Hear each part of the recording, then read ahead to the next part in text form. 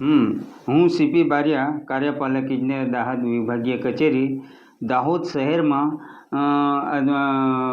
Vigilance drive અમારા division દ્વારા ગોઠવવામાં આવેલી હતી, અને એમાં અમને સસ્પેક્ટેડ મીટરો જોવા મળ્યા હતા. એના રેફરન્સમાં અમે ડિવિઝનની ડ્રાઈવ કરી હતી, જેમાં અમને શરૂઆતમાં 26 જેવા 28 મળ્યા હતા. 28માંથી 26 અમને થેપ મળ્યા હતા.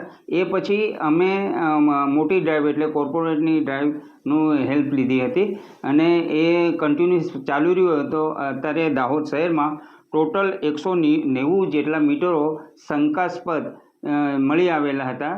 એમાંથી અમને લેબ પરીક્ષણમાં, જેમાં ગ્રાહકના પ્રતિનિધિની હાજરીમાં એ મીટર ખોલવામાં આવ્યું હતું, એમાં 85 મીટરો અમને થેપ મળેલા છે, જેમાં કોઈ બી રીતે મીટરની અંદર આંતરિક છેડા કરેલા, ડાયોડ ફીટ કરીને, જેથી રેકોર્ડિંગ ઓછું થાય, આવું કરેલું હતું.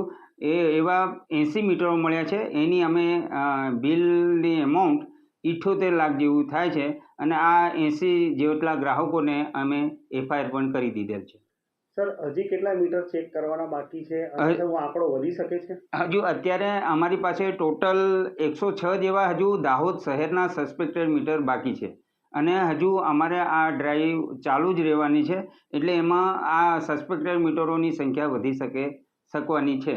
100% થશે. સર, શહેરવાસીઓને શું અપીલ કરશો? શહેરવાસીઓને મારી એકલી જ અપીલ છે કે આવું કૃત્ય, કોઈની લોભ લબામણી કે થોડું બિલ ઓછું કરવા માટે આવું ના કરે. થોડા લાભ માટે તમે ખોટા થેપના શિકાર ના બનો, આપના તરફ FIR ના થાય.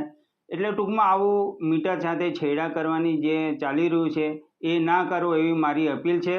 જો તમારા વપરાશમાં વધારો હોય તો લોડ વધારો કરી લેવા મારી ખાસ નમ્ર અરજ છે.